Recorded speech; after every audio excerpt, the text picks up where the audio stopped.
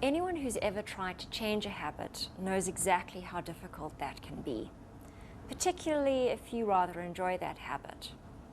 So how do we get people to choose the celery stick over the chocolate cupcake, or to choose saving over spending? How do we incentivize people? Now, in South Africa, we have a tax incentive that encourages people to save for retirement. The problem is that that tax incentive, firstly, might not be clear to people who we're trying to encourage to save, and secondly, that tax incentive might not be viewed as fair.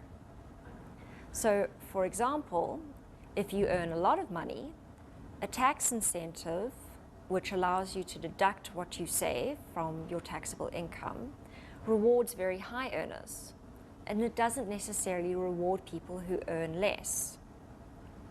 So how do we change this picture to encourage people to save?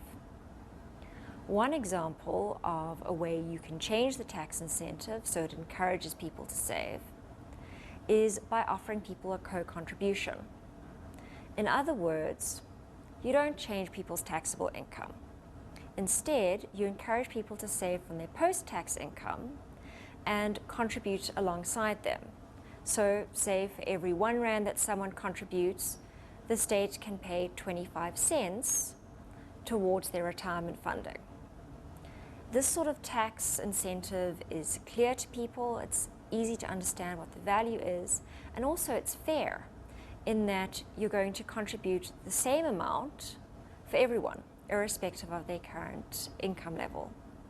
We're not saying that this is the only way to incentivize people to save, but what we are saying is that for a tax incentive to actually work, to actually change people's savings behavior, it needs to be clear and it needs to be equitable. And a co-contribution would meet this requirement.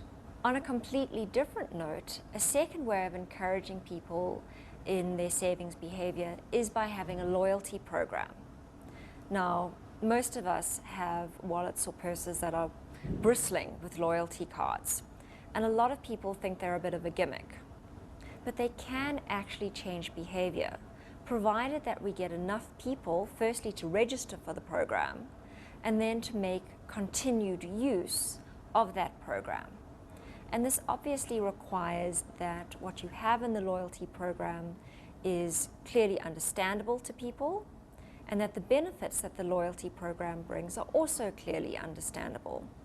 And there are many, many examples of loyalty programs changing behavior, and in particular health behavior, which, like savings behavior, is very difficult to change.